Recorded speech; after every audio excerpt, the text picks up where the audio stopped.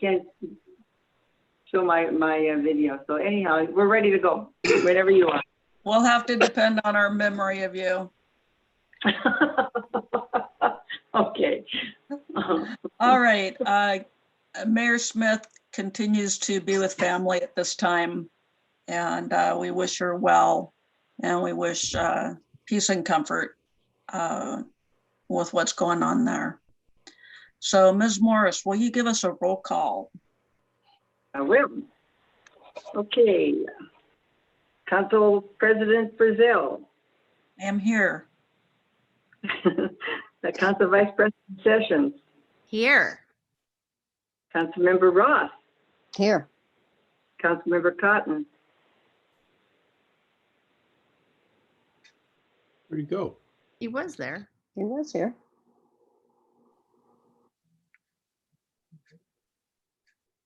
I do not see him. Okay, well, we'll come back to him later. Councilmember Hurt. I am here. Councilmember Crosby. Here. Councilmember Smith. Here. Okay. All right. Item number 30, approval of minutes. I show Council Vice President Shannon Sessions. Sure, I'd be happy to do. I move to approve the following minutes: the special council meeting from April 9th, 2020, and the business meeting on April 13th, 2020, and the work session on April 20th, 2020. Are there any adjustments, comments? I'll second that. Oh, thank you.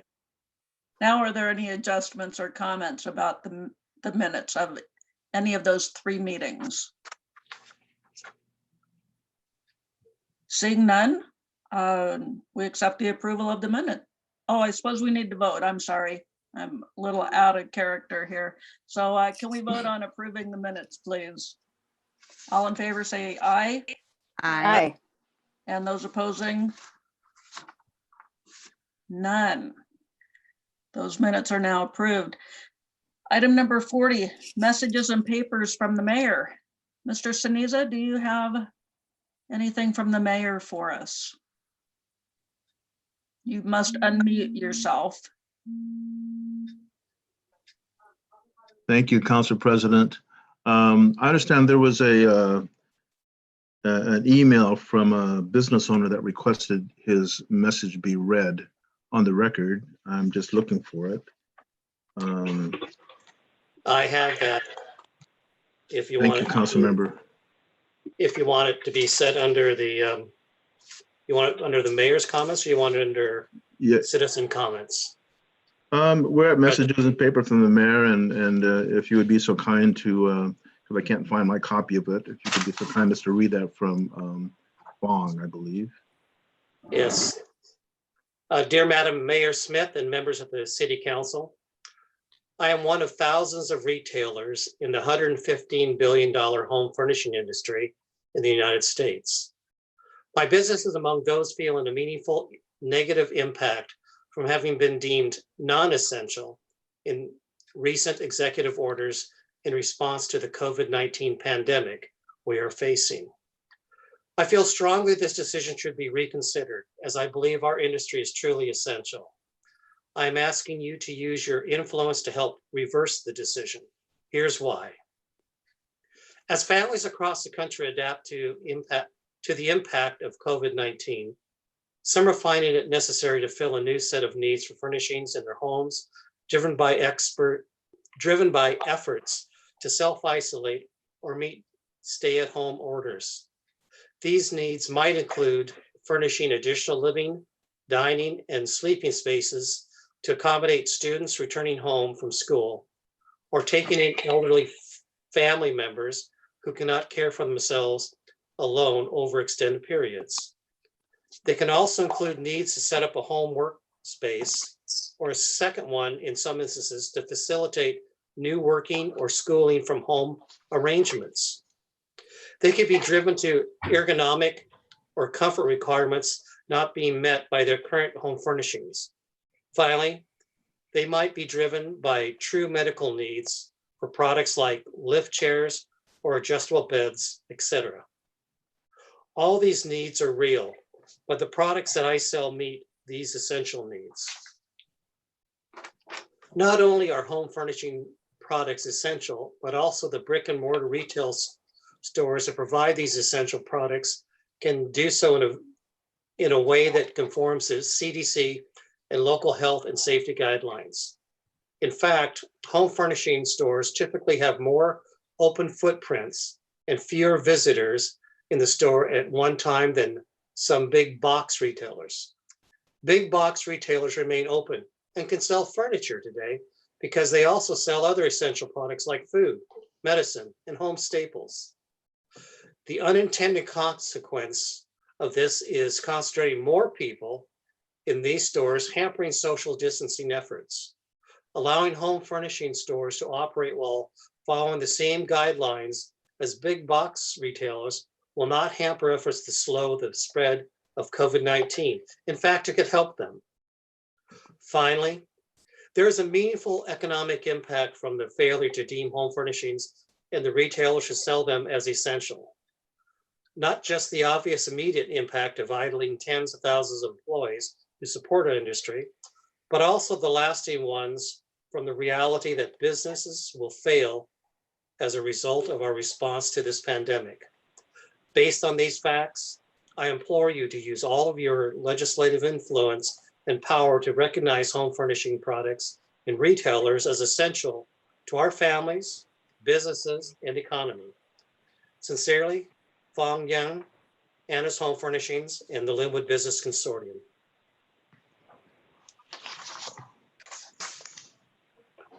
Back to you, Art. Thank you, Councilmember Smith. I appreciate it. Mayor, just wanted to read that into the record per Mr. Nguyen's request. All right. Art, did you have any other comments from the mayor? At an appropriate time coming up soon. All right. So our next item is item number 60 on the agenda. And it's listed here as honoring Beth Morris, executive assistant to the city council.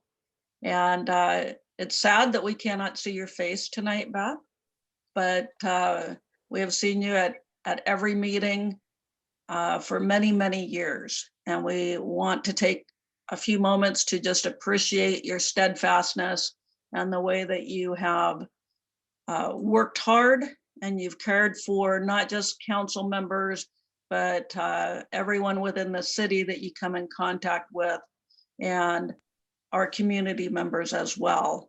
And I will keep my comments short, but I wanted to give space for each council member to say a few words if they would like to. And we'll start with Councilmember Ross. Well, that's a good strategy to have me start, because you know if I wait too long, I'm going to cry. So it's good to start me first. Been there, done that. That's right. Obviously, I've worked with Beth the entire time she's been here, except for those 4 years when I was not.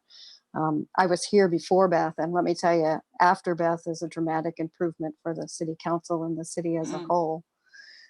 She created every system that we use as a council to maintain our files and our mail and our schedules and our time cards and all the pieces of paper that we do not have to deal with. She is our first and only, and will be the only first that we ever have, and also has shown incredible dedication to this group and to every group that has sat on that dais and at the tables and, you know, at home. So she's does the work of 100, never complains unless we give her reason to. And she has become more than just an associate and more than just a peer, but a friend. And I totally and completely appreciate everything about her. And I don't know how many people we're going to have to hire to replace her.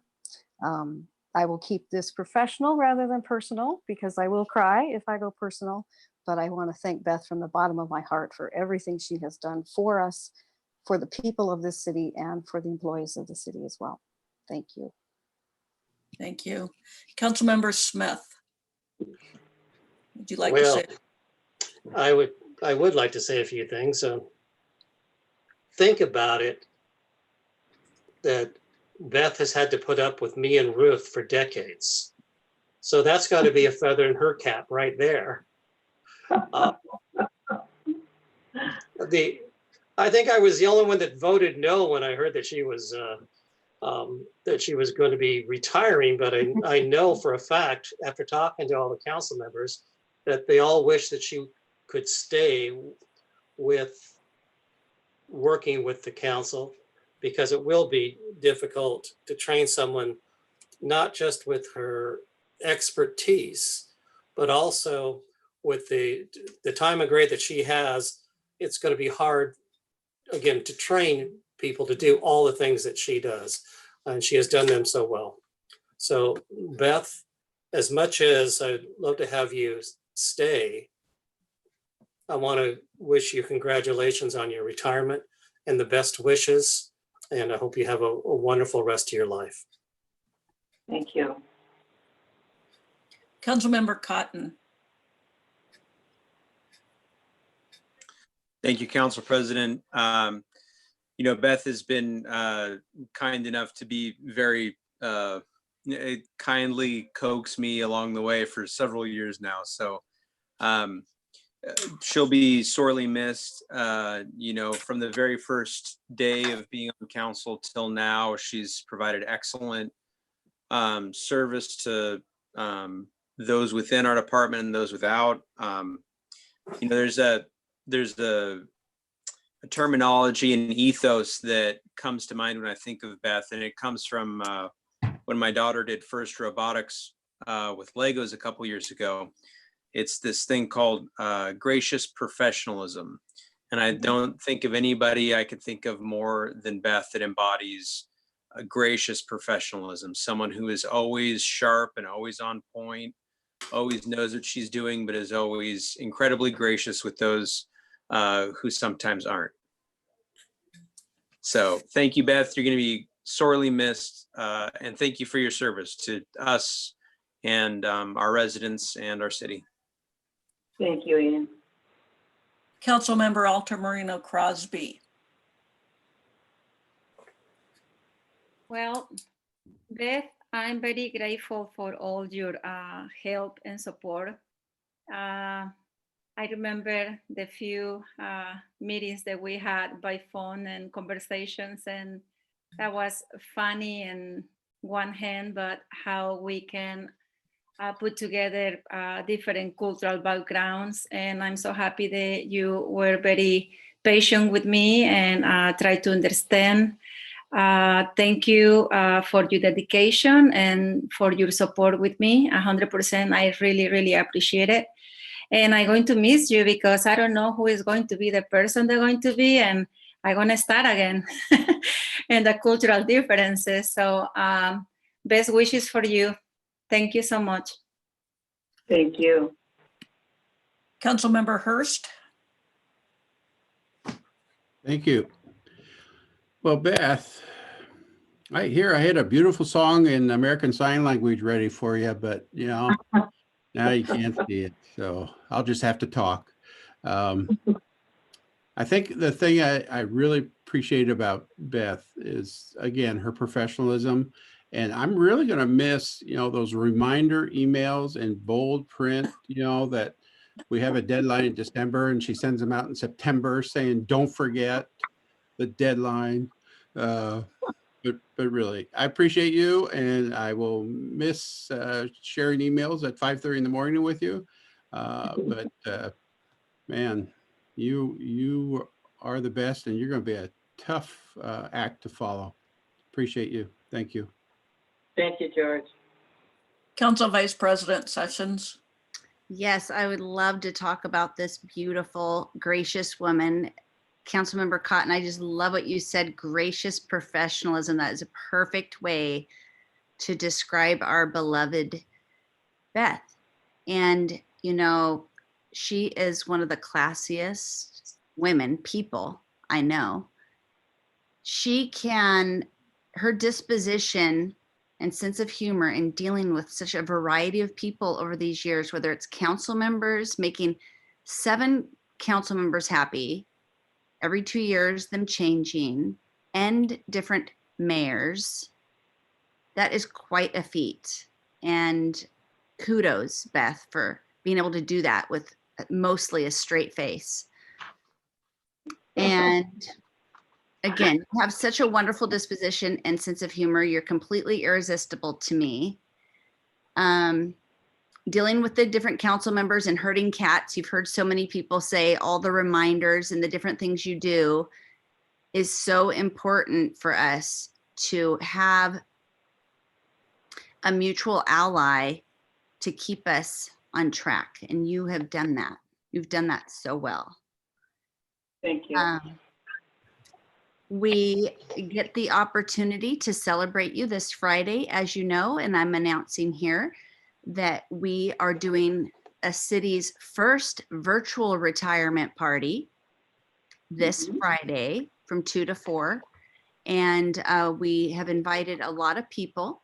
And so we're looking forward to honoring you and celebrating you on that day. And George, you will have the opportunity to sing your ASL song that day. And the rest of you, I mean, you don't know what other surprises may be happening, Beth. So make sure you figure out your audio so we can see your cute face. We love you. I love you. Thank you. God bless you, honey. Thank you for everything. You're my friend.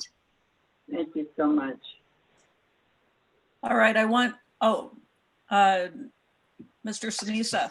Thank you, Council President. If I may, can I read a statement from Mayor Smith? Please do. From Mayor Smith, Beth. She says, I wish I could be there tonight to celebrate your last council meeting. It has been a joy and a pleasure to work alongside of you and the council leadership during my tenure as mayor. Your steadfast commitment to your city and to the council has been invaluable. On behalf of the city's leadership team, we sincerely thank you for your years of hard work and dedication to our city. And we give you our heartfelt best wishes for a happy retirement. And just quickly on my behalf, I just want to say to you, Beth, that when I retire one day, one of my fondest memories will be of getting a chance to know and work with you. Congratulations on a very well-deserved retirement. Thank you, Ed. Beth will give you an opportunity to say something that you would like. I'm sorry, Chris, you cut off on me. What did you say? I said I'd love to give you an opportunity to reply if you would like, or you I can would say like. for Friday. Well, I could do that too, but I would like to reply. I wrote something out here. I wanted to say that you're really missing a good hair day. I have such a great hair day going. I have no idea what it's going to be like on Friday. However, anyhow, I wanted to let you guys know that I'm in all those agenda planning meetings, and I did not see this on the agenda until 4:30 on last Thursday when I was stitching it and producing it, and I saw that, and I absolutely gasped when I saw that, and then I teared up when I read the summary on the cover sheet. And so I'd like to say to you guys, sometimes feelings go beyond words, but I'm going to try. Over the past few weeks, the outpouring of calls, emails, and texts I have received have been overwhelming.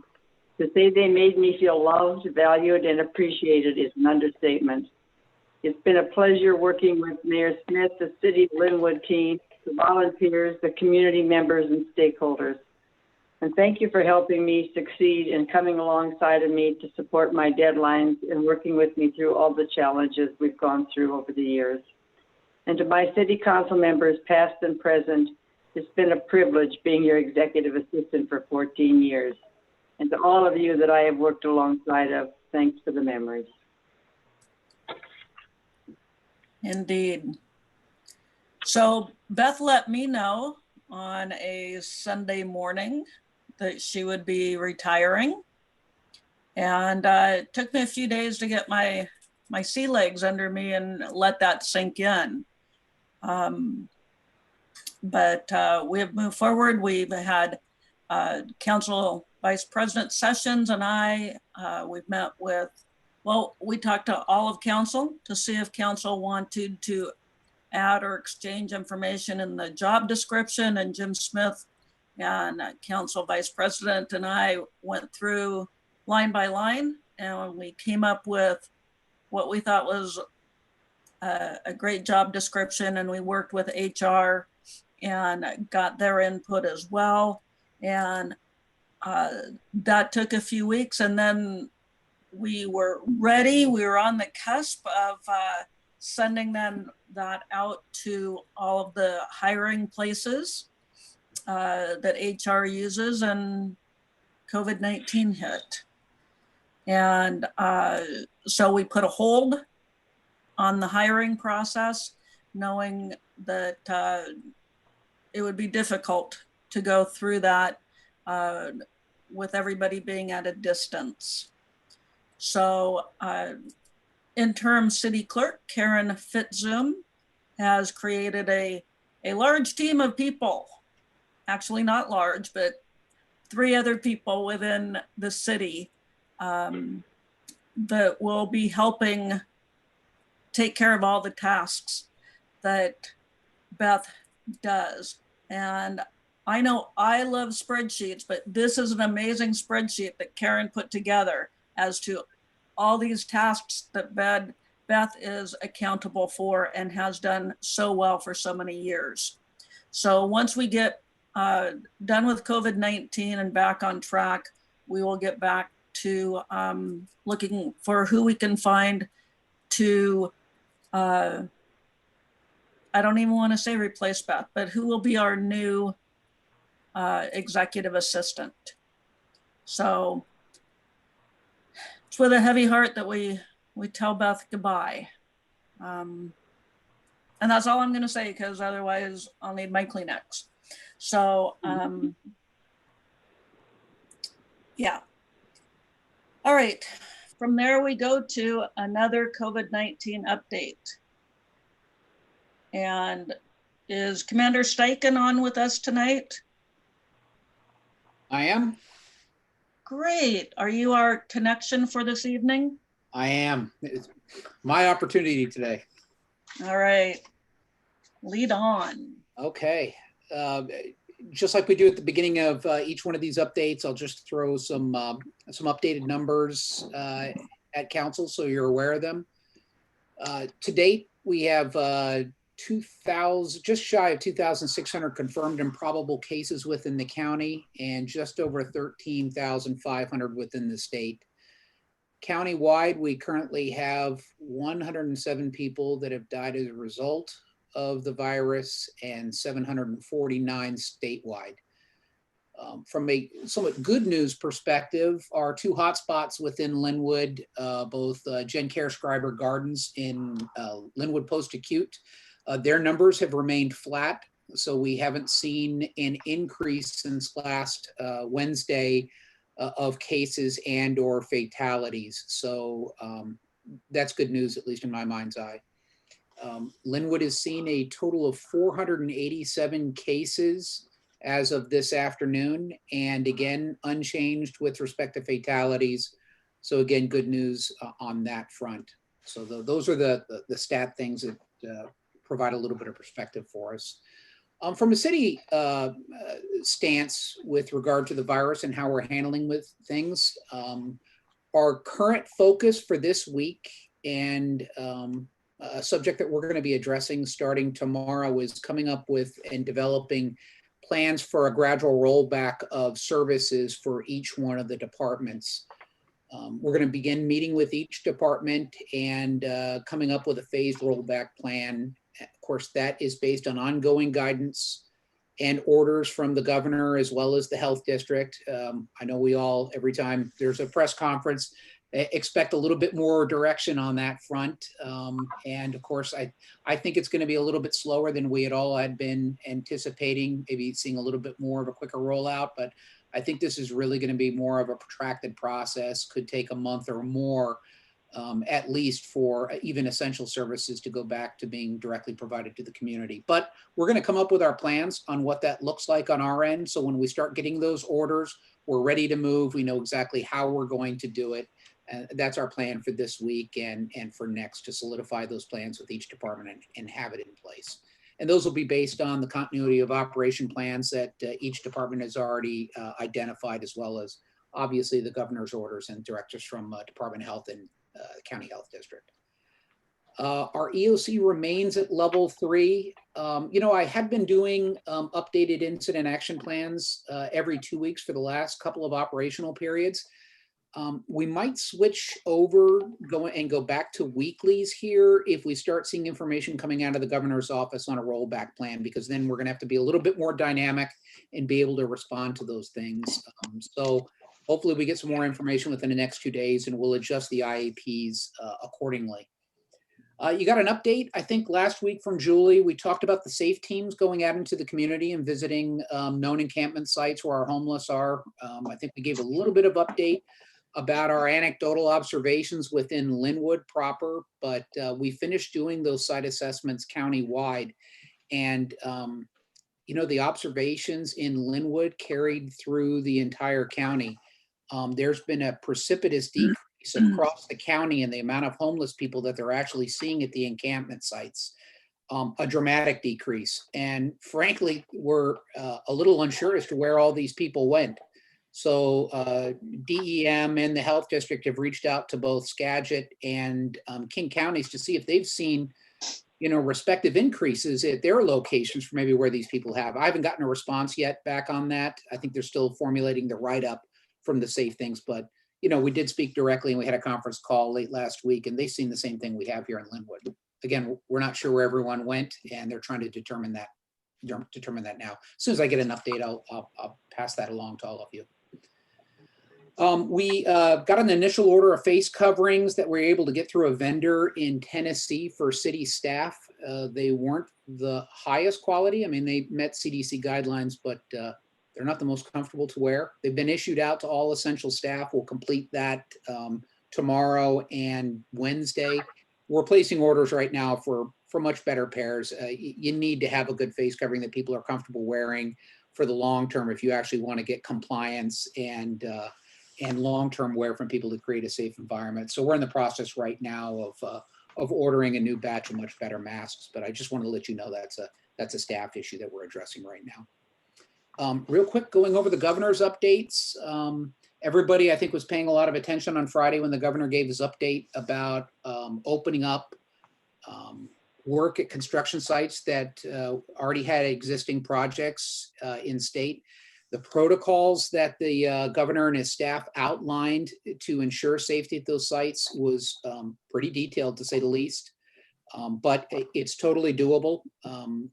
That work can begin as soon as those sites can put those safety plans into operation and have an identified COVID safety officer in place. This really, at least in my mind's eye, and David's going to be jumping in here at the end of my briefing to answer any further questions on that. I don't see a whole lot of impact with regards to the safety plan itself on the city of Linwood. It is going to have an effect on David's DVS staff because now they're going to be doing permit inspections and things of that nature. But enforcement of the safety plan, it appears to be L&I's job, not the city's job. So Department of Labor and Industries is tasked with ensuring enforcement at those projects, not the city. So it shouldn't have that aspect of an impact on us. But in any event, I think it's good news for the city to see those projects get back on track. So I think we're all looking forward to that. I'm sure most of you, if not everyone, caught the governor's press conference today in which he talked about loosening up some of the existing outdoor restrictions. Again, I think we were all hoping for a little bit more, but it's completely understandable where he came from. If you didn't happen to catch it, he's reopened day use at state parks, as well as public lands that are managed by DNR and Department of Fish and Wildlife. I think he's allowed fishing, hunting, and limited golf play. As I recall, you can have groups of 2. I think you can go up to groups of 4, but they have to be family or household members if you do that. And I think Lynn Sordell's already seen a lot of movement on that front from the service that provides that for all our golf course. So clearly they were monitoring the message from the governor and already taking steps to look into how to come back online. Julie and I also got a late email today, just a few hours ago. The governor sent out an announcement about the distribution of funding to local governments, that includes counties and cities, from federal stimulus package monies. We haven't gotten directly corresponded. It was more of an announcement from his office. It did identify that each city is going to receive a minimum of 25,000. The counties, I think 250,000. Those monies in the email, I'm going to read it here, will cover critical expenses arising from the emergency. We are still a little loose on what those funds, how those funds are going to be distributed and what the specific rules are for utilization. I suspect that information is going to be forthcoming shortly. I've already reached out to the Department of Emergency Management to see if it's going to be a pass through the county or whether it's going to come directly to us, but we're aware of it and we'll be on top of it as soon as we find out what that funding package will look like and how we can use it. I know I'm blasting through things, so if anyone has a question, please let me know. Otherwise, we can knock it out at the end. I applied for a Department of Justice COVID supplemental grant last week. I've been doing this for almost 2 decades. I've never seen them approve a federal grant that quickly, but they approved it within 36 hours. I've already gotten the approval for it. That was $38,000 for the police department. It's specific to any COVID-related expenses. We're going to use it to procure fit test machines for all of our respirators, electrostatic sprayers that we use to sanitize all the facilities and vehicles. We got additional sanitation equipment, ultraviolet CPAP machine cleaners. We can actually use them for all of our handheld gear, cell phones, handcuffs. You guys could think anything that you have in your hands and gets constantly touched. We'll also buy additional respirators.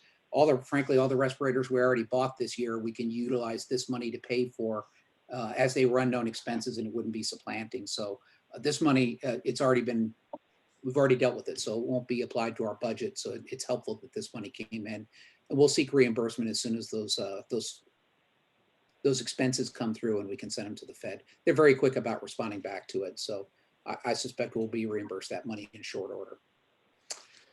Other updates. I just checked the Health District's website, and just about an hour before we got on here, they announced that on Wednesday and Friday of this week, they're going to be running drive-through testing at their facility in Linwood. It's at 6101 200th Street, right behind GenCare there. They'll be running it in the back parking lot. People can only schedule it by appointment on the Health District's website. It'll be running from 9 o'clock in the morning till 3:30. This is to supplement what people should already be utilizing through their healthcare provider. But if you can't get to your healthcare provider, you need to get tested and you are symptomatic, you'll be able to schedule it right online, go right in, and they'll do the testing right on that site. So we just got the information. I'm sure Julie will get it thrown up on our website as soon as we can to further promote those activities there.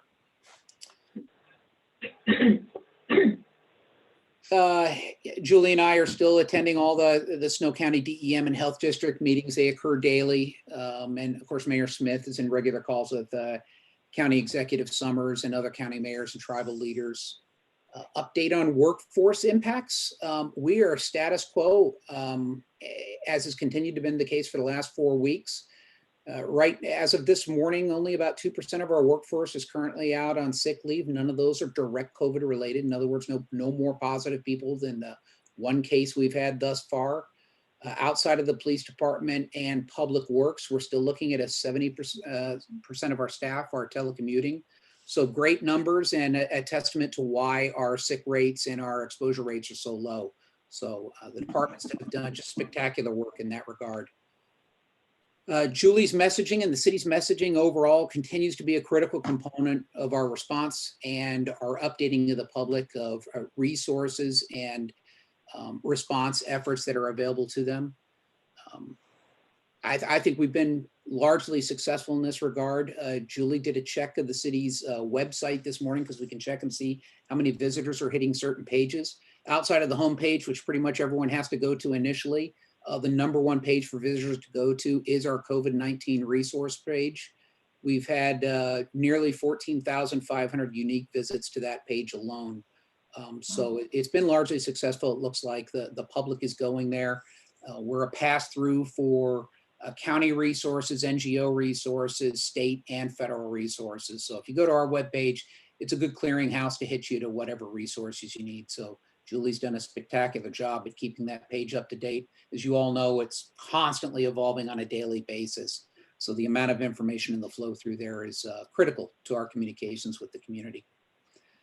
As you all know, we last week we launched our community resiliency effort called Linwood Connects Call-In. They just began that. That's going to be weekly phone calls to people or residents, I should say, within our community. Generally, it's passed around being a friendly conversation with them, just checking in to see if they have any needs that could be addressed, directing them to resources if they need it. We're going to provide that, or we do provide that in numerous different languages to address as much of the public as possible. Some examples include Arabic, Chinese, German, Korean, Russian, Spanish, and Ukrainian, among others. So we're doing our best to have that communication ongoing with our community members to ensure that they're as much in touch with the resources and support that we can possibly provide to them. David's going to hit on the business community, so I am not going to get into that at all. In fact, I'll leave that section out. The last one is just I'm going to cover is the resources with respect to food, in particular the food bank. They continue to see increased services. Last week, they serviced 682 households, 2,615 individuals. 42% of those were new people visiting the food bank. Truly, I think this is going to be something we're going to be experiencing easily throughout the summer, if not into the early fall. Recovery from this isn't going to be something that just turns on with a light switch. And I think as time goes on, people are going to get more and more need of financial resources and support like food. So I think this is going to be a critical component for us. The food bank has done well so far with respect to their volunteer efforts, supplies, resources. The city's assisted in all those endeavors, including traffic control on Wednesdays and Fridays when they do their distribution. They've been spectacular at communicating with us, and I wanted to follow up with some of the information that they provided to us, some of which I wasn't aware of, so I thought it important to pass on to you. As of yet, they have not received any pre-packed food boxes through Food Lifeline, which is funded through the state. We had assumed that money had already flowed through all the food banks, but they have not actually seen that yet. So we're going to be checking in them again with them this week to see if they need any assistance in that endeavor. They still don't know when that food does come in, how much it's going to be, what it's going to consist of, which creates supply line challenges for them, because if they knew the state was going to provide X and they needed Y, then they could work on that aspect. So they're lacking both in support and information. So that's going to be critical for them long-term because that's going to be a support mechanism in for some time. Finding dry goods in bulk has been a challenge for them. Those include things like pasta, rice, peanut butter, beans, and so forth. They are coordinating a drive-by food drive, and the city is going to be helping to promote this effort. They continue to support Edmonds College Food Pantry and Foundation for Edmonds School District Pantries. So those were updates that we specifically got today that I thought would be beneficial to pass on to you guys. Some of those things we thought were handled, and we're still endeavoring to see where they're at with respect to state support. I didn't want to keep this long, so I've actually covered all of the subjects because I know David's on and can talk a little bit more about the business community and some of the changes we've seen from the state and the impacts that those are going to have on DBS. Do you want to hold off questions until after David, or would you like to hit me up with Q&A now and then we can shift over to him, whichever you prefer.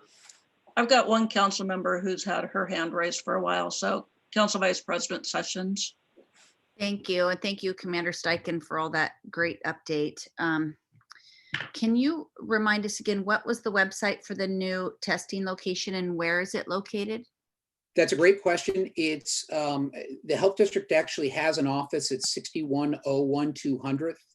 It's right behind Gen Care, just across the street from that other facility on the north side of the road. They have a parking lot in the back. That's where the site will be. So you'll drive into the main lot, drive around to the back. That'll be the testing site. And then you swoop back out. You go right to the Department of Health's website. If you just search on their website, drive through, That portal will open right up there and you can schedule your appointment right on their website. In fact, that's the only way they're doing appointments. So you have to do it right through DOH's or the health district's website. Thank you. Yeah, my pleasure. And that website is snowhd.gov.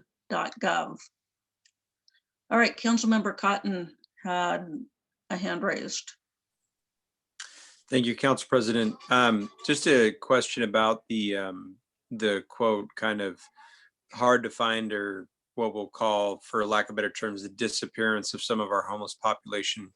Have we done kind of a deep look into some of our more densely forested parks, Lindale, Dale Way, some of the ones that have maybe some of those attractive nuisance vegetation? Wilcox has some, to see if maybe they're social distancing by camping singularly instead of in groups now. Have we kind of done a good sweep of those parks to see if we've got, if that's happening? I know that there's less people using the parks now, so it might be that that normal level of activity that discourages encampment isn't there, perhaps. So I don't know if that's been done or if there's anything to report on that. Just kind of a question statement combo. It's a great question. I'll inquire with Community Health and Safety tomorrow. I don't want to speak directly for them. They know all the encampments that have been in place for years. They're very popular sites at numerous areas, both parks and other not so desirable areas where people will do their encampments. They checked all the known encampment sites or the known sites that people frequent. But valid question, whether people have singularly moved and placed a tent on a hill in an area that hasn't been done before. I don't know if they've actually done walkthroughs of all of the vegetated areas within the city proper to determine that. It's a great question. I'll inquire tomorrow. Great. And if you could just maybe follow up with an email to all council, what they report back. It doesn't have to be tomorrow, but whenever you feel like it's a good answer to broadcast, I'd appreciate that. You got it. Thank you. As Jean Kim Foundation has been running the showers, the hygiene center, what we're hearing is that Snohomish County Human Services Department has a number of people in hotels in Linwood and up to Everett. And as of yesterday, they extended it for another 2 weeks. So some of our homeless folks that I ran into at the laundromat were very happy that they have a roof over their head through about the 15th of May. So I'm not sure what the count is as far as which Linwood homeless folks are at which hotels, but that might be the best resource to find out what they've got going on. Thanks for that information. Yeah, I knew the Department of Emergency Management set aside, I want to say 40 some odd hotel rooms countywide that they were placing people in. But you're right, there could be totally different services or providers out there that are also providing funding for hotel space. So I'm sure the Community Health and Safety section and in Ashley, our social worker, are well aware of all those services. So we'll definitely inquire. Thanks for that. Mm-hmm. Seeing no other hands raised, we'll go on to Director Kleitz, who will update us about all things DBS. Director Kleitz.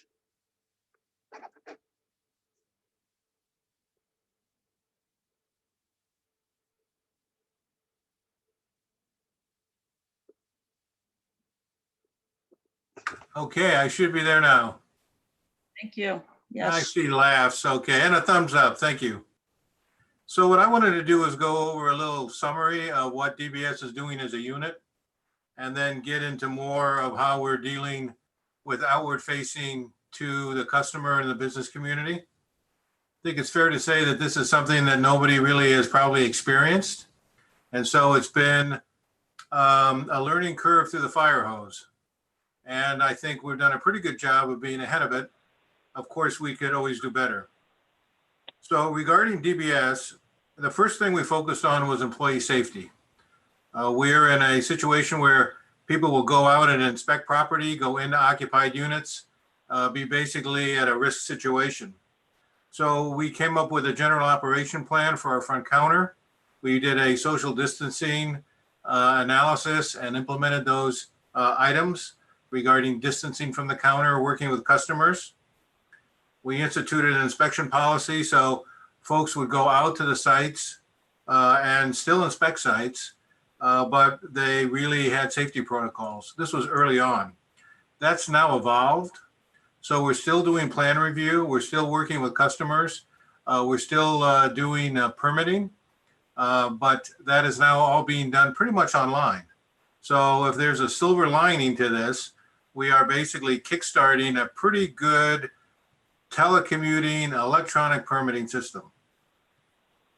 Beyond that, we are always evolving. We're dealing with human resources and the EOC on PPE and also with security protocols, working closely with the safety officer. And now we're creating a phased back to work plan where we will take the folks that we have and not only bring them back into the office as need be, but also how they interact out in the field regarding construction starts, inspections, and things of that nature. And I'll talk a little bit about the essential facility thing in a moment, but that factors into it as well because our workload jumped as the proclamations came out from the governor because it has a direct correlation to plan review and inspections.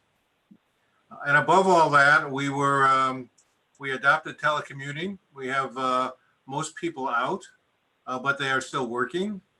We are still doing, as I mentioned, permitting and plan review, and we complete those plans and approve them subject to the status of the COVID proclamations from the state of Washington. And finally, we do a daily staff briefing through Zoom, where we come together to stay connected, do information sharing, and workload coordination. That's kind of an overview of internal. Any questions on that? Okay, thank you. Excuse me, David, Councilmember Ruth Ross had a question. I'm sorry.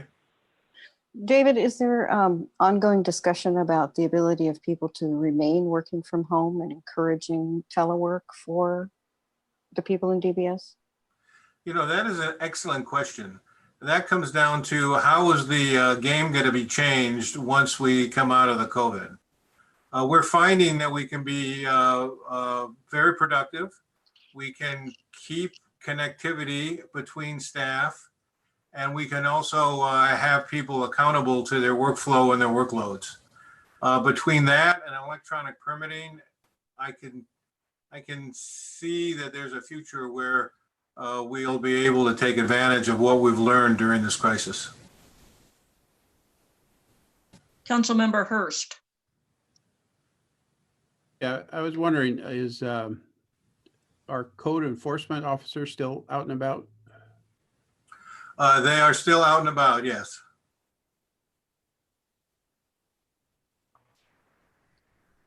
All right, that's all the hands I have for now. Okay, so moving on to really the start of the big thing for the customer. We did some important things early on with regards to communications. And I think Chuck used a really good phrase. I think I heard it as a pass-through. There's been a lot of information that people got early on. Well, it's almost an escalating thing. We got a lot of calls early on. And we fielded those and connected people to where they needed to be for service, funding opportunities, loan opportunities, things of that nature. And as we went on and then the states began to respond and the federal government began to respond, it became clear that they didn't really need to contact us directly because they could go through the sites that were already out there and get the information they needed directly. So we saw a fall off in direct contacts, but that was directly related to the amount of communication and messaging we were doing as we geared up to connect with the customers. So let me go over those. First of all, really regarding permitting and inspections, we redid our phone tree so people can reach a body. They reach a person, they can get in and get information regarding their projects. They can be referred to their plan reviewers. They can do it in a way where you're not really in the do loop of the computer. You're actually working with people to get your questions answered. We also set up an auto reply email system. So when people came in and wanted to know what we were doing, they could contact us via email, and we would let them know all our protocols, all our workflow situations, how they could reach somebody directly, and they could stay connected that way. We also went into auto notification on our permits and inspections, where we stay connected with our customers and let them know about the permit situation and what their specific projects were happening or were at in the process. Due to the governor's order, we found that we had to hold inspections, and we also didn't want to go into occupied spaces. But those people received notification regarding their on hold for COVID, and we've been contacting them when we can come back to their businesses and inspect their businesses. A couple of unique factors there. We had some folks that had single family homes and had a purchase agreement and were ready to move in or close to moving in. And so we basically went the extra mile and got those homes inspected and cleared because we, pursuant to the governor's order, didn't want to strand people. We wanted to meet their needs, and we wanted to make sure that we weren't contributing to the displaced population by letting them move into the houses that they had anticipated. So a lot of people got caught in their personal family scheduling. We were able to help them through that. David, Website. David, you're talking about, to clarify, you're talking about new construction for single family, correct? Well, both. We had some folks that had renovations going on that were not occupied. They were like expansion of units and things of that nature, rehabilitations. Where they weren't occupied, we could do the inspections, but where they were occupied, we would let them do the work. And then that would be subject to coming back after COVID gets lifted. I see. So we weren't shutting them down. We were letting them go forward. As long as they didn't cover up and do things like that, we worked with them to make sure their work could get done without them having to wait for us sometime in the future to come back. Okay, that makes sense. We weren't talking about, or you weren't talking about just normal home sales. No, I was not. But Okay. in that case, no, and what I will call buildings, they were basically built with the intent to sell. Some people call those speculative units. Right. We worked with the contractors. We did a few things. We let them seal in their buildings, which meant roof, walls, and windows. And we had them secure their sites. So what they're worried about is temperature and water. And so if we let them continue and seal the buildings, then those single family homes could be protected from the elements. And then in some situations, and again, this comes into the essential, non-essential, we were able to go into some businesses and do their inspections and keep their projects going because of the classification they had. And I'll come back to that in a minute or so. Okay, thank you for the clarification. The next was website. We funneled everybody to our website. We kept them engaged on that. We used the website also to get out information to small business regarding what programs were out there in the universe that they could tap into. We set up and expanded the DBS portal, and we used that DBS portal to move into that website direction on where they could get services. And then that led to the online expansion of our portal, which we had talked about in the earlier segment. And then we also continue to send out emails. We send out emails to our customers to give them status reports on where we're at as far as being open on how they can do business with us during the COVID situation, and then keeping them apprised of how we move into phase back to work when they can come into the office. We're already planning to get people in here already. How they do that with regards to safety protocols is one thing we're talking about with Johnny Dunn in Public Works. And then finally, for everybody that had an active permit, we sent them a letter. And we told them we were concerned. We wanted them to be successful. We outlined the process that they were facing. And they, most of them wrote back to us and really thanked us because it helped remove that uncertainty. And it helped address some of the risk factors that they were facing. You can see with projects that are, small or large, delay is a risk and it's a cost. And so we were reached out to them in a very touch way and let them know what we were up to and what they could expect in the future. And then through that, got them connected into our portals and our electronic information systems. So that was my second section. All right, Councilmember Cotton has a question. Thank you, Council President. Just a couple. First of all, thank you, Director Kleitz, for the briefing and appreciate. Please extend our thanks and gratitude to all your staff for continuing to help keep things moving forward where it's allowed or it's safe to. So the other one is, and you kind of touched on it briefly, but I'm curious, are we creating allowances for extensions to existing permits?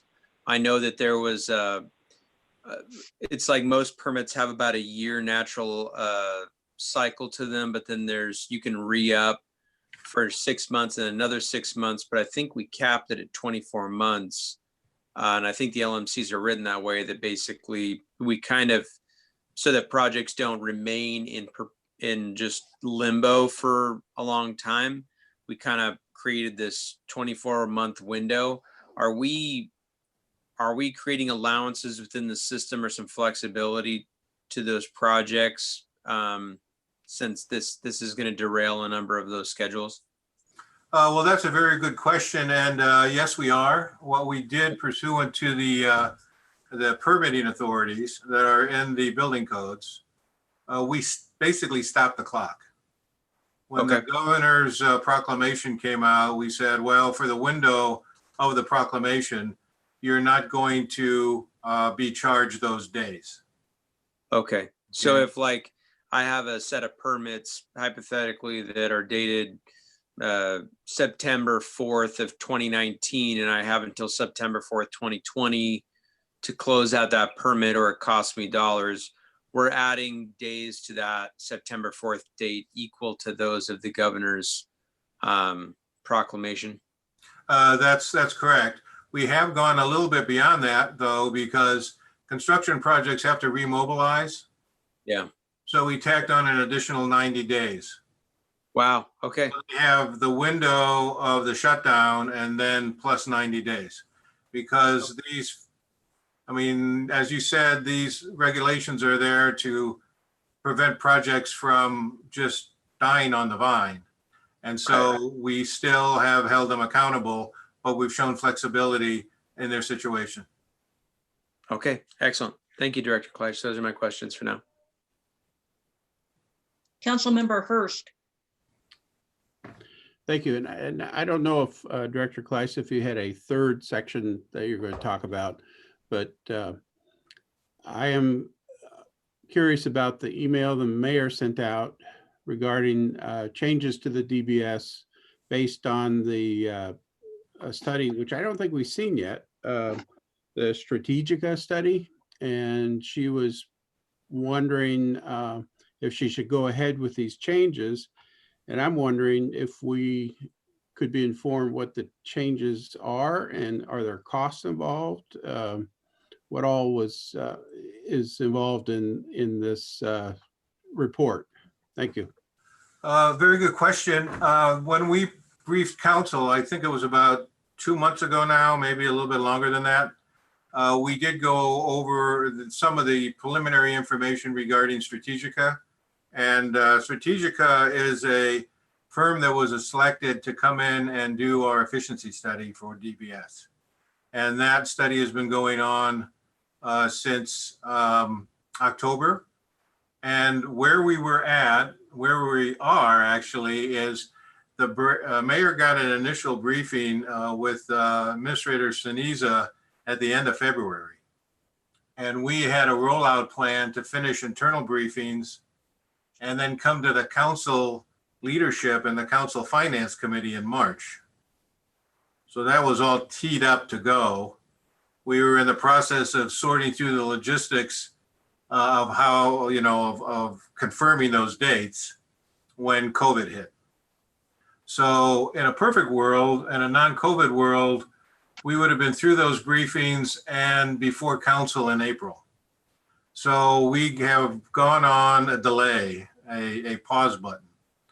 But I want to assure you the work on the study isn't over, and we are still pulling together information regarding budget and staffing. The mayor was inquiring, given the fact that this may be lifted now, what within her authority we could possibly do. And I think she's attuned to the fact that back in February of last year, she put us on a freeze. So we've been on a freeze since February of 2019. And so she was inquiring as we come back from COVID and we have a backlog, what can we do to move forward? And then how do we move forward with the broader implications of the study? It's my goal to be before council in June to restart the clock on what you should have heard in March. But, that's my goal. That isn't necessarily how things will happen. Okay. Yeah, I appreciate that because I was concerned, we are still trying to struggle as far as getting ideas and hard data from directors on expenditure reductions. So I appreciate that you're going to come back in June. Thank you. Yeah, council, if I may, all departments are are looking at their budgets for sure.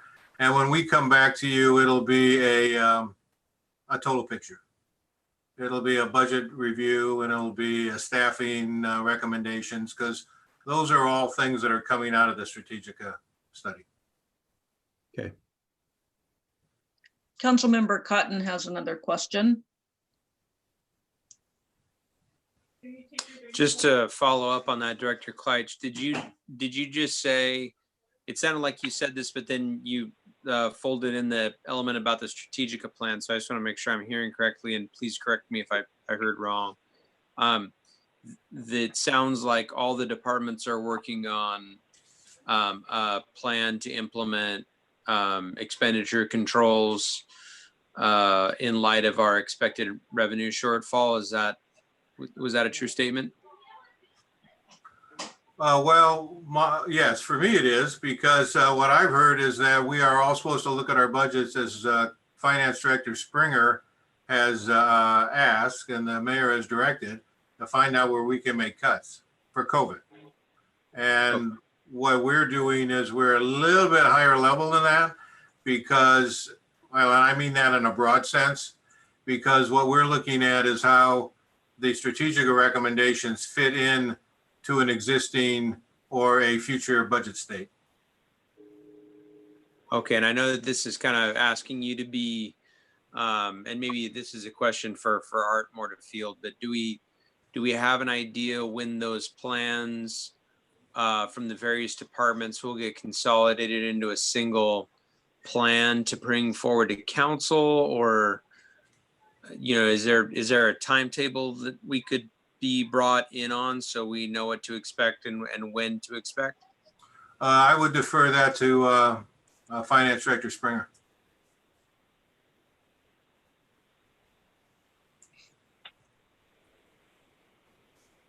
All right. Director Kleitch, did you have another section to your briefing tonight? Yes, I only have 2 more to go. All right. So I want to talk a little bit about the governor construction orders. So there was a lot of, I'll say, confusion regarding these orders and a little bit of mutual interpretation. What the order said was originally that essential facilities could continue to operate. And then they had a basically a work list. In other words, they determined who essential employees were, workforce. And then if you worked as an essential employee, you were then in an essential facility. What does that mean? It means the person that worked in a hardware store was considered essential. Therefore, hardware stores were considered essential. So it's kind of like a workforce related way to determine which businesses stayed open. Then there are complications regarding that because some businesses that had like, and I'm going to use percentages, just pick percentages, 60% car repair and 40% sales, whatever that number was, an element of their store was doing what was essential. So that percentage of the store could operate. So service could operate, but sales couldn't operate. So that's what we got hit in the first week. It was an interesting process to get through those conversations. So what we decided to do is we received the determination. So thank you to the city attorney. She worked with us on coming together regarding that workforce drives facility. And then we contacted the state, and the governor's office issued a website where people could get a determination from the governor's office. So between our local interpretation and the state's office, people could find out if they were essential or not. And the good thing about the state's office is that we were not making determinations outside of the rules that were laid down in the proclamation. So that's kind of what we worked through. And really it's working well, except there are, as you heard in the letter that was presented earlier, some glitches. For example, Fred Meyer's a grocery store, but they sell furniture. So they stay open as a grocery store and still sell furniture, but that doesn't make the furniture salesman happy.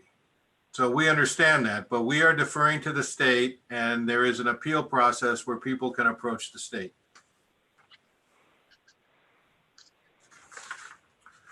Now we're moving into the restart, and that was issued this week. The restart thing is basically the projects that were already existing and being constructed.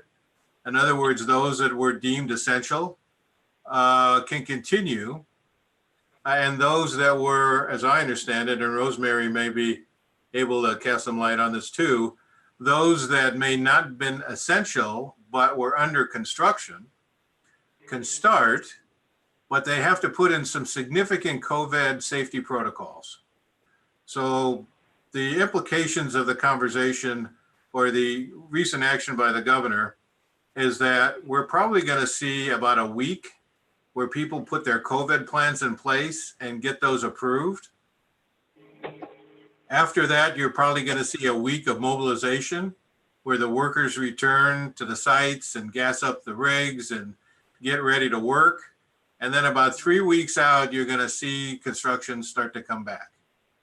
And by that, you're going to see Linwood Place start, Avalon's going to start, Sound Transit's going to start. Some projects, because they were essential, are continuing on, such as the SET building at Edmonds Community College and Triton Court. But the level of construction activity is going to start ramping up. In that 3-week window, my anticipation is there will be further announcements by the governor and more refinement to the, to his proclamations. So things are coming back. That does not mean the malls are going to open or stores are going to open, but we're on that path to see a reopening of commerce. The other thing I had, the second thing I had was The permit extensions, which were talked about a few minutes ago, where we allowed people an extension on their permits so they don't get caught short. Just as a reference, there's about 125 permits that relate to that action. About 125 projects are being assisted by that interpretation. I would also like to say that we're a regional model for master builders in a few of our communities around us, that we're very much interested in how we structured that and how we move forward with that. And then finally, for this section, a few other things regarding online permitting applications. We've had about 200 applicants received since March 16th on online permitting. So in relationship to the question, is this the future? I think this is something that people are going to embrace, and that is a good thing. And then we've also moved away from paper to electronic submittals. And those electronic submittals help with safety at the front counter, but they also simplify the plan review process. We've had 90 plans received for review under that process. So that's all good news. It all relates as well to what we're doing at DBS to become more efficient. And then we are setting up our protocols for online plan reviews going forward. And Ian may, if you work with Bluebeam, it's the development of Bluebeam or a similar program and the interface of that system with our electronic permitting. So we are embracing this in real time, and we're moving forward with it in real time. So that finishes that section. All right. Councilmember Altamirano Crosby. Yes, thank you. I have a question that you mentioned about the letter that we received, or they read this at the beginning of the meeting. What we are going to do if we're still receiving these kind of letters. So what determinations we are going to take, and what we can anticipate and what we cannot anticipate.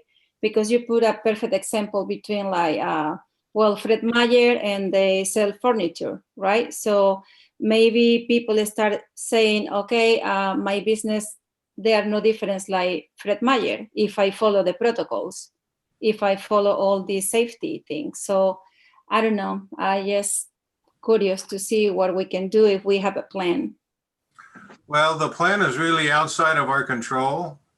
The plan is really for them to contact the state because, for example, with Fred Meyer, they are a grocery store. So we can look at the governor's proclamation, but ultimately it's the governor's proclamation, and they have an infrastructure set up to work with the business owners on having their issues clarified.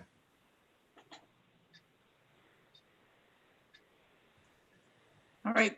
Council Vice President Sessions. Thank you. Kind of a piggyback there on Councilmember Altamirano Crosby's question.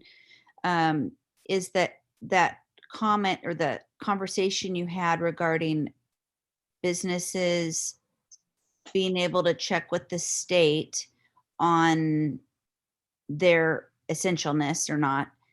And just so I understand, so like businesses that are currently closed that didn't think they were essential can now check with the state and find out that possibly because of these other things that are inconsistent that we've all been frustrated about, that possibly they are now essential and that they can start the process of within protocols opening if it was approved by the state when they contacted them directly?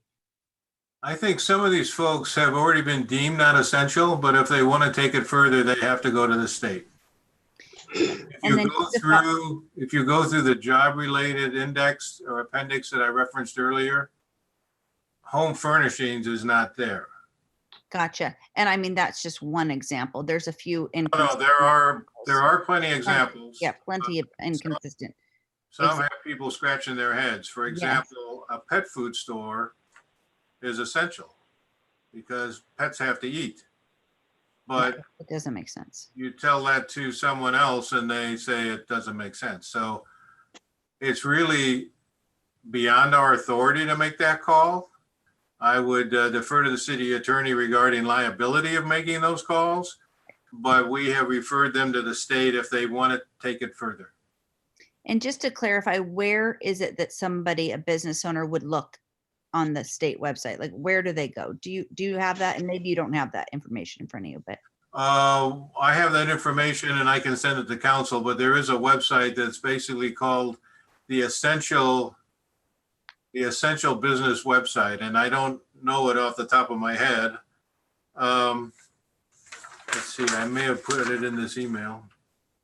It's at a website that has absolutely no words in it, but we can get that to council, and we also let people know that this is where we refer them to. that would be very helpful because we get the questions from the businesses and at least we can, that's something that we can do to refer them to at least for now. Thank you for that. And Rosemary would like to say something. Oh, I was just going to say, I can tell you from experience that the state is very responsive when people send in their email questions about that. You usually get a response back within 24 hours. It's good to know. All right, Councilmember Hurst. Okay, Director Kleis, just a clarification. I think you were talking about businesses, there had been a drop off as far as contacting the city for what do they do during this crisis. The council had talked last week about maybe getting a navigator for businesses to go through the the small business applications and stuff like that. But do you see that? I got the impression you were saying that really businesses seem to be able to handle that themselves, or do you think that would be something that we could offer the businesses to have someone in the city be a navigator for them? Well, there's two things there. One, there's the individual, and the individual filing for unemployment, that's really arduous. And I know that Evan, Director Chin, has talked about being a navigator for people that are pursuing unemployment. There are resources out there that we refer people to. We refer people to the Small Business Development Center because we have a partnership with them, and that's been a very successful partnership. A lot of people from Linwood go to those, go to the SBDC, small business people. But quite honestly, the demand is so high that when the federal websites are crashing, you know that a navigator could be helpful, but probably overwhelmed. So I don't think it's not having the position that's a problem. I think the demand on that position is what we're experiencing that's a problem. Councilmember Smith. Yes, we're talking a little bit about some of the essential services and how it's a little ambiguous. I've taken a drive around some of the city looking at the businesses, and a very, very small sampling. But in particular, I went by Greg's Cycle today. And Greg's Cycle is, according to the state, is a essential business, transportation. Regardless of how you come down on that, I think the important thing is I went by there and spoke with one of the people at a distance from there, and they're doing it in a very smart way. They are wearing masks, they're social distancing, and they're limiting the amount of people that are coming into their store. I think it was like 2 people and 2 customers in sales and 2 customers in service. With that said, I think it's time for us to perhaps, even though it's the state that makes the decision, I think it's time for us to perhaps nudge the state to help our citizens and our businesses out a little bit. There's a lot of businesses like Big Lots, for example, that they're primarily all kinds of stuff there.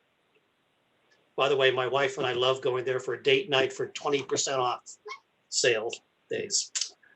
But Big Lots has a small amount of food, and so they qualify for as an essential business. Yet, as Fong had talked about in his letter, he has services that are being used by other businesses, and they get to be open, and he doesn't. So we need to level the playing field here.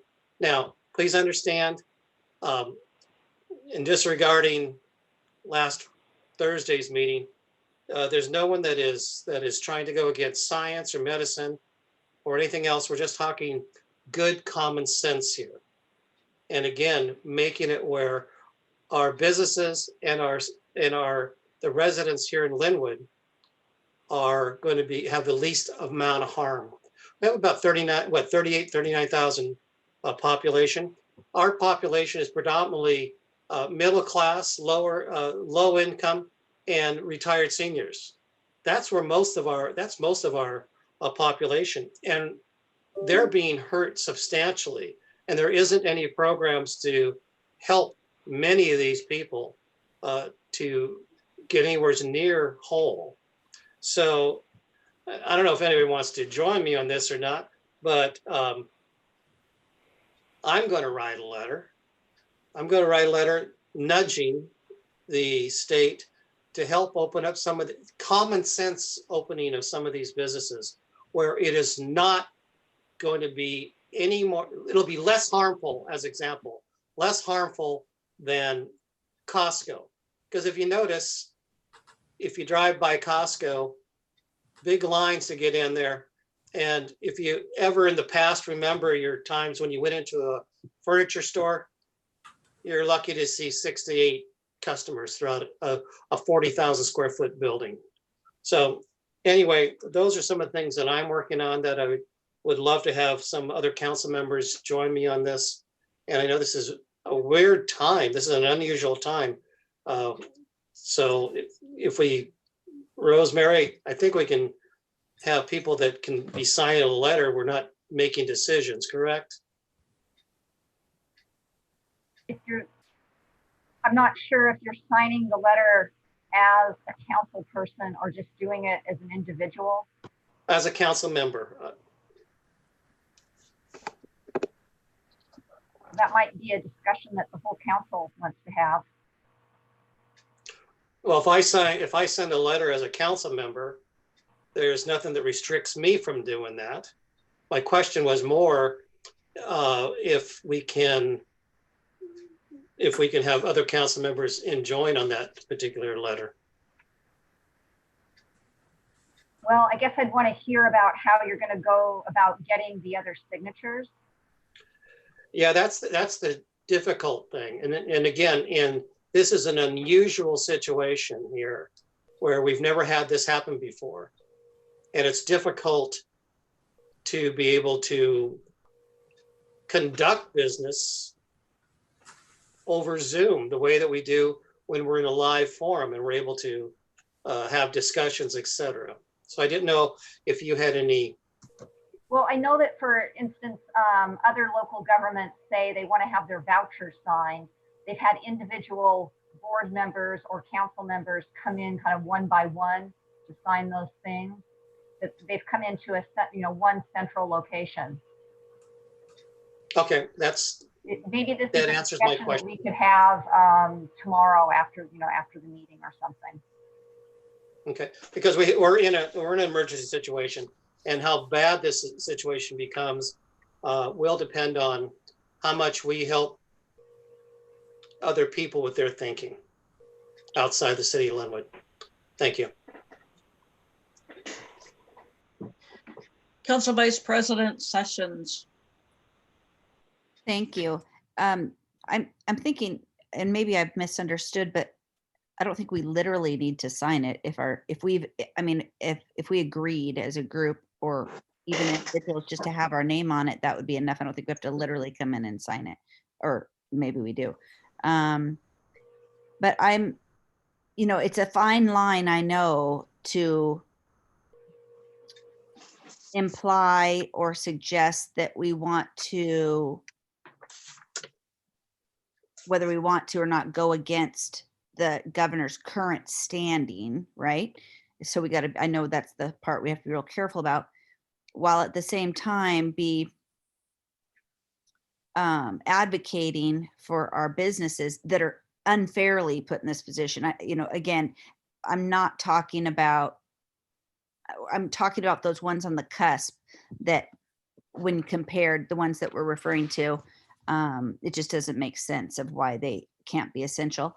So just to clarify again with Director Kleitch, the businesses can, I think the new information for any businesses that may be listening is that you can ask the state.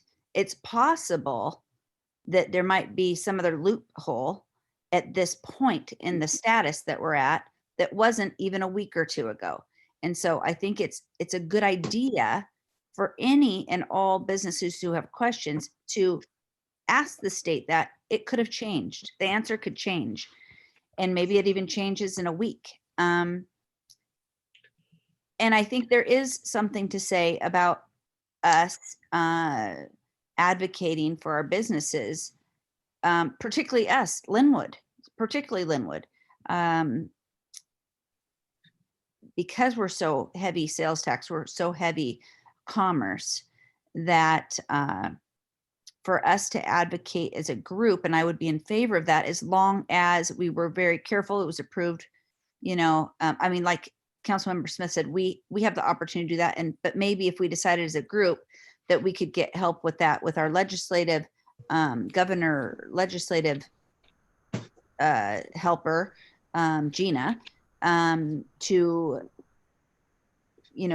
send a letter to the appropriate people who we get to meet with annually in person, to let them know, Linwood is heavy commerce. There's certain businesses, it's just not consistent. It's not common sense, and just, again, a gentle, kind, firm push. Thank you. Councilmember Altamirano Crosby. Well, this is hard decision, but we represent our community. And I think that every single person that live here in Linwood, they have hope in us. And that said is how we can control if some business owner, they don't follow the protocol. That is going to be more problem for us, or is going to be something different rather than we create a leadership. So I think there's a crucial time, and we have to be savvy in order to have maybe a plan A, plan B, plan C, because I would like to know what plan do we have if, let's say, the governor announced next week the business that are going to be open. I mean, what plan do we have as a city council in order to follow those protocols and be ready, being prepared? So at least we have to work on that together too, and send a letter to the governor. I don't think that hurts if we collaborate as a group. I support that, but we have to be careful. I mean, if the business going to open to follow the protocols, the safety, I agree. I mean, there are cities already, they are in bankruptcy in different states. And so of course, I know one that happens to our city. So sales, they are very important for us. So, and see, my question is, do we have plans? Do we are ready to have plan A, B, and C if everything going to be ready like next week or the 2 weeks?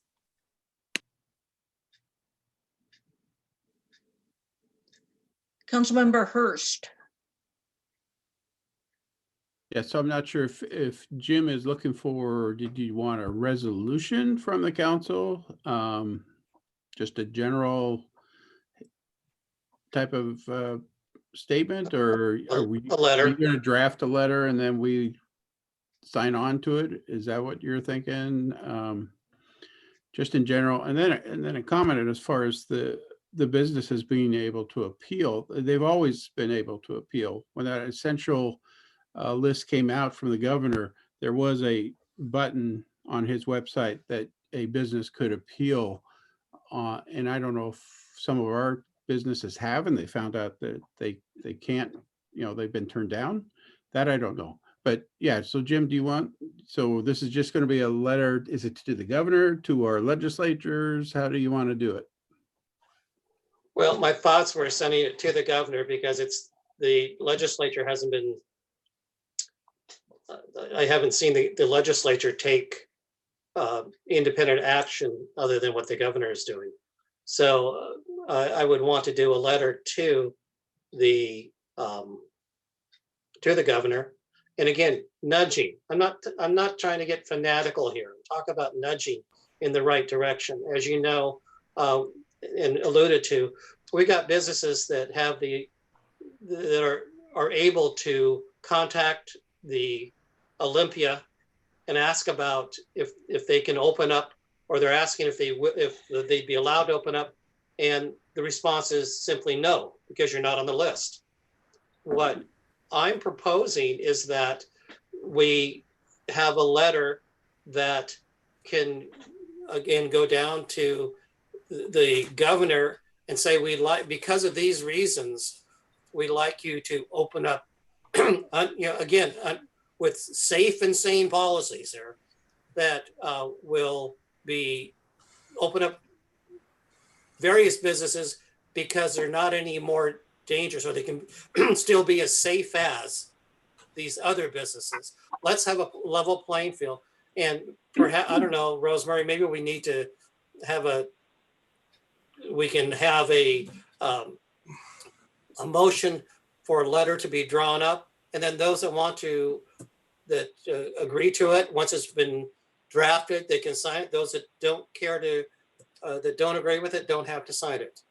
I don't know, but we need to take some action. I tell you what, though, if nothing else, I'll be sending a letter out, and because I think that I owe it to our residents here in Linwood, and I owe it to our businesses here in Linwood, all of our stakeholders, to be their representative, to be the person, and hopefully the persons that have their best interests in mind, not just taking orders, but rather that we can help, because we're on the front lines here.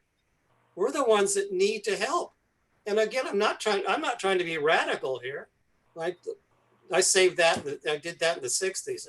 I want us to be common sense and to nudge. That's it. Hopefully that answered your question, George. All right. Councilmember Cotton. So first question actually to you, Council President.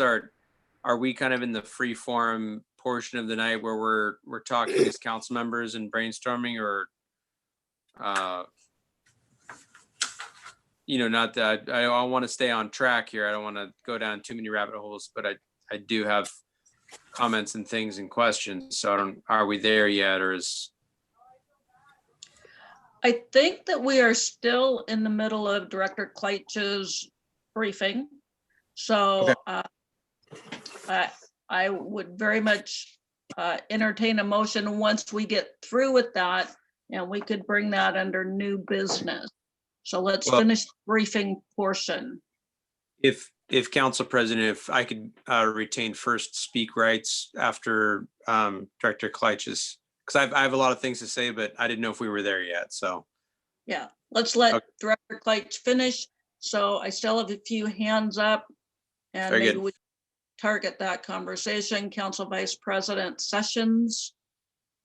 Thank you. I just wanted to, in talking to the businesses and the representatives of the consortium, the chamber, the Alliance, Economic Alliance, overwhelmingly, our businesses are saying, we don't want your city resources, or we just want to be open. Let us do what we do best and be open. Now, obviously, we know that's going to be a stepping, slow process, but that's what they want. They're ready. And I think just addressing quickly, Councilmember Altamirano Crosby's concern about making sure that we're making sure as a council that they are ready to open when they get the go ahead. You know, I feel really confident about first of all, I don't think it's our responsibility because Commander Steichen and I mean, just for example, the reopening of the construction came with rules, came with very specific rules, although maybe not so specific rules, but rules of how they are to slowly go back into business. And I believe that once things are allowed to open, rules will also be laid down. It's not, I think it'd be a waste of time for us to make those rules before, because they're going to be probably already made for them. So I'm pretty confident that once they're ready to open, or once they're allowed to open, that they will have rules in place. And they probably can take a cue from the businesses that have been open and are allowed to be open now, and know that that's probably the way they're going to have their business open when they get to. That's it. All right. Councilmember Ross. I'm not in support of sending a letter based on our own ideas. All right. Councilmember Altamirano Crosby, are we still on the topic with Director Kleitch? Yes, that's my, I want to, say something regarding to the comment the City Council Vice President Shannon. I agree and disagree with you because I receive a lot of phone calls for different people, and they ask me, as a City Council, do they have a plan? What is the plan that they have in order to open the business? Maybe it's not our job, but at least I don't have any to communicate to our community or as a business owners. I don't have anything to communicate to them. So I think that we have to be transparent. If somebody else has something, let's share, because I don't know what to say to the business owners. All right, let's go back to Director Kleitch. I think you have one or 12 more segments for us. Well, the good news is I'm down to my last one. All right. So this has been very, very helpful, and it's very much appreciated. So thank you for putting all of this together so that we can digest it. So the last one is assistance to business, beyond the construction side and the permit side and that type of thing. And this has been a very good conversation. What we initially did was we got people connected. So we became a portal through our website, through social media, regarding information that the businesses could use. And frankly, although they've been bumpy programs, the biggest programs are at the federal level. They print the money. So the circumstance is, what we tried to do was make sure people knew that the businesses that were still open and functioning, the businesses, for example, that did drive-up business, small businesses, restaurants that were in that activity.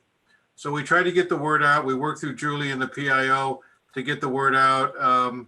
And Christy Murray and our operation was involved in that as well.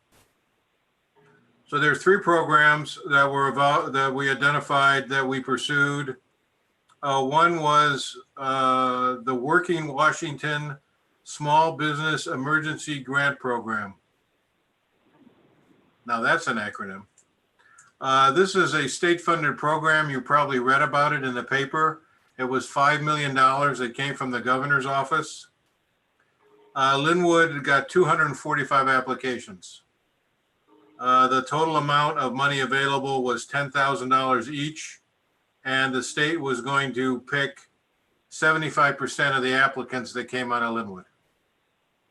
So at the end of the day, Linwood lined up to about 10 to 13 projects or businesses that we could fund. out of 245 applications. So very, very small pickings. That program received an additional $5 million. And that program, so it did get funding, but we are talking fairly small numbers. You probably heard about the Seattle program, which was $2.5 million, and the Everett program, which was $1 million. Those were funded through the Community Development Block Grant Program, which is a federal funded program. So they really didn't take it out of their local resources or their general fund.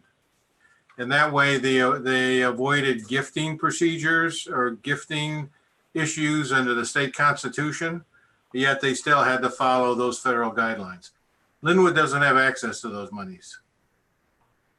The SBA program at the federal level is the Paycheck Protection Program. That's got an additional shot of money.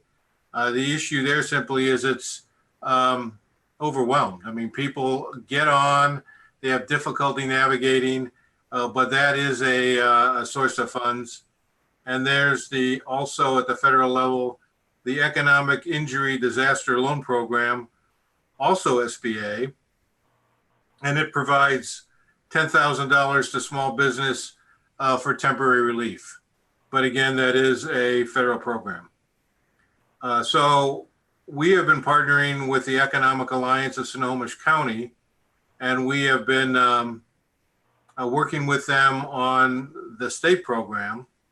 And we've also been working with the Chamber of Commerce through a contract that we have with the Chamber to do business outreach and talk to businesses about what their needs may be. So really an outreach and a referral of information type of program.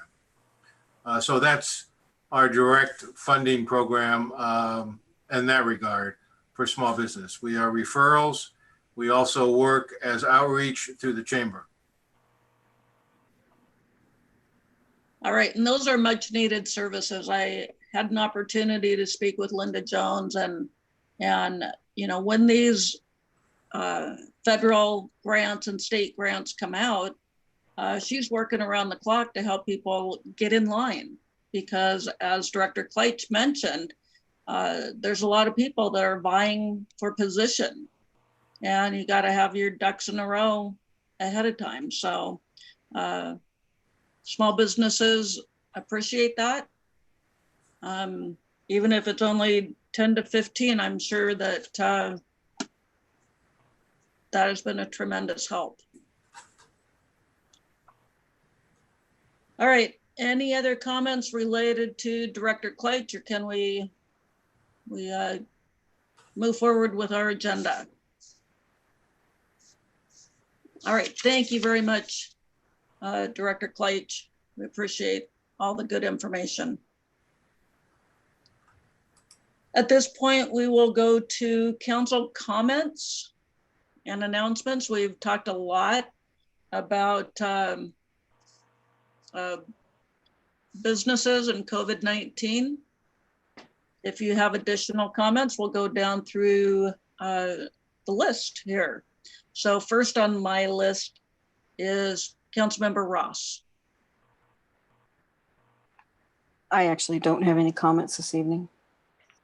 Councilmember Smith. I'll pass. Councilmember Cotton. Yeah, just a couple updates. One is, I think I mentioned last session that we had a new executive director at the PFD, and that is Janet Pope. So really sharp individual. The PFD board interviewed her and went through a number of candidates there. So we've got a new executive director that's ramping up, as Grant Dole is still planning on going offline there. And other than that, it's COVID-19 stuff. So I'll relinquish at that. All right, Councilmember Altamirano Crosby. Yes, thank you. Well, I'm so happy to announce I contact the is Community for Scholar Coalition, the C3, regarding the food bank, and they are willing to give $500 to donation to them. And regarding the mask that we're talking about that last meeting too, I spoke with the manager, the director for the food bank, and they are willing to help us to distribute those masks and the food bank. So if people need masks, I mean, they can go to the food bank, and Wednesdays 11 to 5 p.m., Fridays 10 a.m. to 1 p.m. And if they don't open on Monday for giving food, but they are going to be open 9 to 11 a.m. If people need masks, they can go there. So I don't know, maybe Council Member Vice President Shannon, maybe contact please Julie Moore, and then they can put everything, all that information in the Linwood website. Thank you. Councilmember Hurst. I too have some COVID-19 that I'd like to talk to during new business, but as far as anything else, really, and I don't remember if I told you all this, that in the Snow 911 board meeting that they did vote to buy some more basically portable computers so that we would have a third PSAP possibility. If right now we're running 2 centers, one in Mountlake Terrace and one in Everett. So if something happens and COVID goes through one of those, there's now we have another way to set up a third center if we had to. So they're just forward thinking, and I appreciate them. Thank you. Council Vice President Sessions. Thank you. Again, I just wanted to send my love to Beth, as this is her last council meeting, last business meeting, last council meeting. And Beth, looking forward to celebrating you even more on Friday. And Thank you. and then regarding the mask, thank you. And I know there's been some talk, just as an individual, as some individuals, us council members as individuals, gathering masks as needed to donate to individuals in the city who don't have masks, like Councilmember Altamirano Crosby mentioned, and also businesses that start to open that need them for their businesses, for their employees. That's our intention, is just to have things available, but knowing that, you know, the council, the city isn't, you know, liable for whether the masks are anything official, right? They are now called face coverings. So these are just general homemade face coverings that are being offered at a public site. It's not a public city property, but thank you so much for following up Councilmember Altamirano Crosby with the food bank. And I'm so send the gratitude to them for being open for that. And I've already started quite a stockpile of these that we will drop off at the food banks for people in general to get as they need. Okay. And we'll continue that effort if that's doable for everybody, if nobody else has any concerns or questions about that. And then I would like to just take a moment to tell you that both Keith and I, my husband Keith, he's a captain of South County Fire, and he serves in the response area of the old admissions building, where the community in general, it's not funded by the city or taxpayers, but it's provided a place for our homeless to take showers and use the restroom. We had the opportunity to do a tour of it the other day, and just very impressed about how organized it is, clean it is, and structured, a protocol of distancing, how many people can be on site, etc. All those things. It's quite a resource that's probably been needed a long time, but particularly now as our businesses are closed, our homeless don't have anywhere to use the restroom, etc. And so this has filled quite a need with all the protocols, like I said, in order. And I just wanted to take a minute to, she's too humble about it, but our president, Christine Frizzell, it has put in a lot of time. She's on a different board as well that works with those folks, and she's done a lot of things on her own and continues to make this work, and just hard in your extra work, and just making sure that we're serving people, but within rules. I just love the way your heart is so there, but at the same time, you are firm and you have common sense and you follow the rules. And I appreciate all those things. Thank you. It has been needed for a long time. And we'll see where we go from here. So if anyone is interested in taking a tour, give me a call. It's been kind of fun to show it off to Shannon and Keith and the rest of the Gene Kim board members. I am pretty proud of the work that we're doing down there. So give me a call if anyone needs a tour. Jim's been down there, been bringing music to the hygiene center in a few different ways. So it's a gathering place for people that sorry, I'm getting a little teared up here. So we're just going to move forward to the unanimous consent agenda. And Councilmember Hurst has the privilege of doing that. Once he unmutes himself. Sorry, I had to bring it up. Would anybody like to pull anything from the consent agenda? Good. So I move that we approve the claims and payroll in the amount of $2,760,265.50 and $1,074,679.02 respectively. Could you repeat that second group of numbers? $1,074,679.02. Thank you.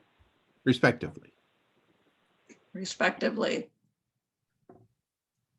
Is there any questions about any of that? We're good to go. Thank you for reading our unanimous consent agenda. That was great. We have no public hearings. We have no executive session. So we are on to new business, and Councilmember Cotton wanted to take a stab at that, as I recall. Thank you so much, Council President. I think just for me, one of the key elements, it sounds like there is a plan underway amongst the department directors. It's been alluded to, and it's unfortunate that Director Springer is not on this call tonight, because it would be really great, I think, to have gotten a breakdown of what we could expect as council. So I guess my first question is to council leadership. Has the mayor's office communicated to council leadership when council should expect to receive some kind of briefing on what the unified response from the administration is? Because it sounds like it's underway, but it's kind of happening, quote, behind the curtain a little bit, and I'm curious. So could you maybe one of you speak to that? Or I can speak to that and to tell you that we have not been given anything behind the curtain as to when it will be available. But we have a council leadership meeting tomorrow, and I will make note to be sure to ask that question. Great. I think just, for me personally, being kept in the loop is really essential to feeling included in the process. We've done a really good job of developing our budget development process. I think that, this last several iterations of budget development have improved greatly over the past couple bienniums. This is a process, I think, that is very similar to that for council, and that it has to deal with money. And it's at the end of the day, we will be asked to approve or act or do something with something. And it would be really great if we were brought in as much as makes sense in an emergency kind of situation. Part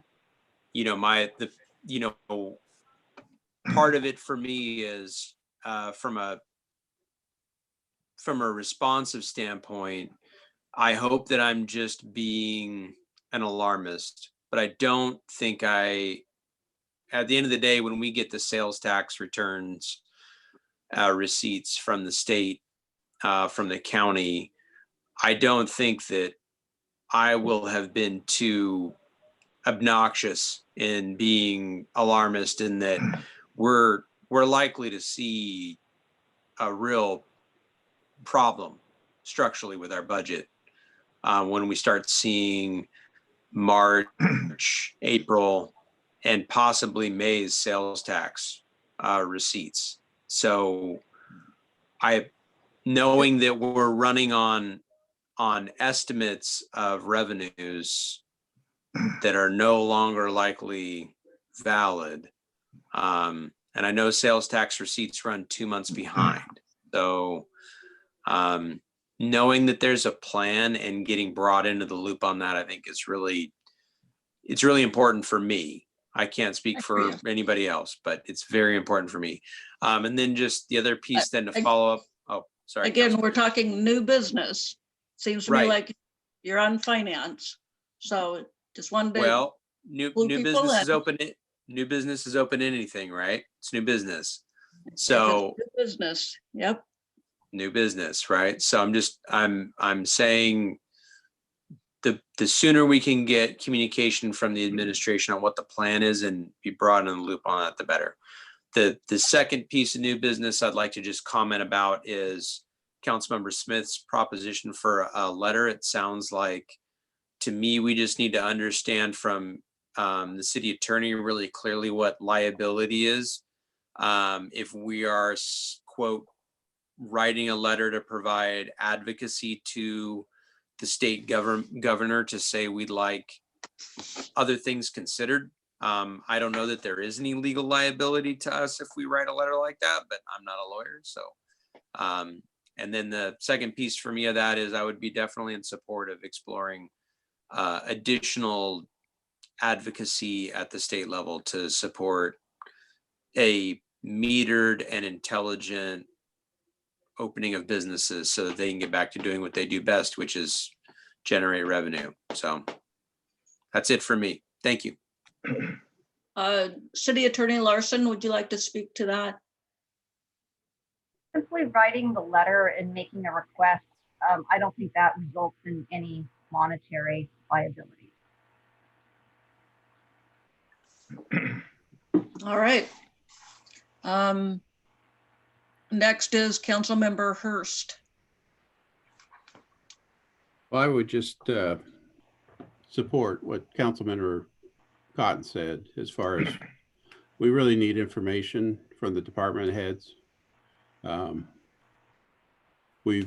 Finance Committee was promised on March 20th, we would have something on April 23rd. That's what Mr. Siniza said, that we would have something from the directors. And we have not seen that. And we are getting now into May.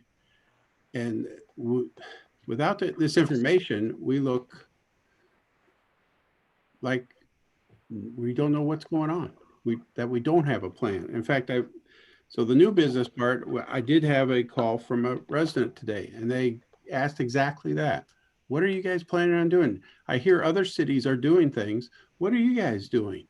And I had to be honest with him that we are talking about it in finance, but he had a specific question of the rec center and the senior center staff. Are the people there that are at the counter, are they working remote, and what are they doing?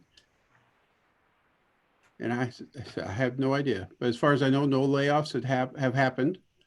So I'm sure they've been reassigned. That's the best answer I could give them. But I really, we have to have something from the directors, and I think it should be by department as far as what their expenditure reductions are planned. Thank you. I will bring that to council leadership tomorrow morning. Council Vice President Sessions. Thank you. Just to reply to what are the senior center folks doing? Actually, we've seen what they're doing and we've heard. If you get any of the emails or the messenger, they created a whole publication special for this for our seniors. They check in on all of their Linwood seniors on a daily basis. They are some of the hardest working people right now in the city, checking on our seniors, and I'm grateful. And they're plenty busy. And like I said, created an entire publication new just for this. So they have plenty to be doing.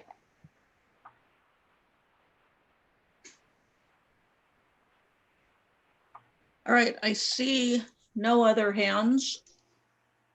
And so I will entertain a motion to adjourn. So moved.